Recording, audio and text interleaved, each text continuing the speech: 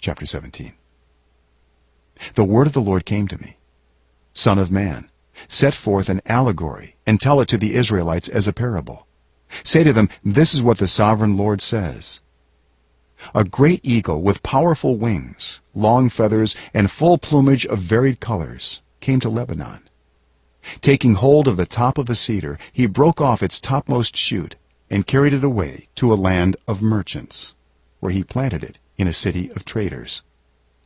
He took one of the seedlings of the land and put it in fertile soil.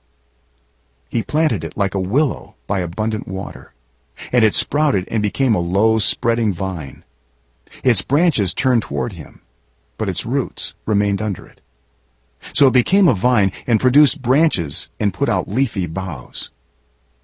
But there was another great eagle with powerful wings and full plumage.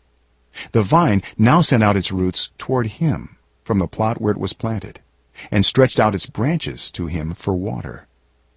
It had been planted in good soil by abundant water, so that it would produce branches, bear fruit, and become a splendid vine. Say to them, this is what the sovereign Lord says. Will it thrive? Will it not be uprooted and stripped of its fruit, so that it withers? All its new growth will wither. It will not take a strong arm or many people to pull it up by the roots. It has been planted, but will it thrive? Will it not wither completely when the east wind strikes it? Wither away in the plot where it grew. Then the word of the Lord came to me. Say to this rebellious people, do you not know what these things mean?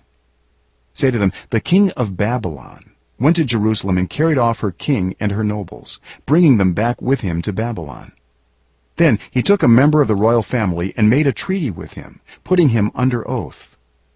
He also carried away the leading men of the land, so that the kingdom would be brought low, unable to rise again, surviving only by keeping his treaty. But the king rebelled against him by sending his envoys to Egypt to get horses and a large army. Will he succeed? Will he who does such things escape? Will he break the treaty and yet escape? As surely as I live, declares the sovereign Lord, he shall die in Babylon, in the land of the king who put him on the throne, whose oath he despised and whose treaty he broke. Pharaoh, with his mighty army and great horde, will be of no help to him in war, when ramps are built and siege works erected to destroy many lives.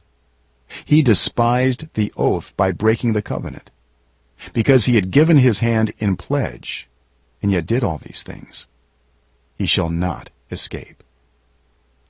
Therefore, this is what the sovereign Lord says. As surely as I live, I will repay him for despising my oath and breaking my covenant. I will spread my net for him, and he will be caught in my snare.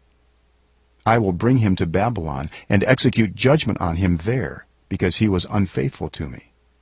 All his choice troops will fall by the sword, and the survivors will be scattered to the winds. Then you will know that I, the Lord, have spoken. This is what the sovereign Lord says. I myself will take a shoot from the very top of a cedar and plant it. I will break off a tender sprig from its topmost shoots and plant it on a high and lofty mountain. On the mountain heights of Israel I will plant it. It will produce branches and bear fruit and become a splendid cedar. Birds of every kind will nest in it. They will find shelter in the shade of its branches. All the trees of the forest will know that I, the Lord, bring down the tall tree and make the low tree grow tall.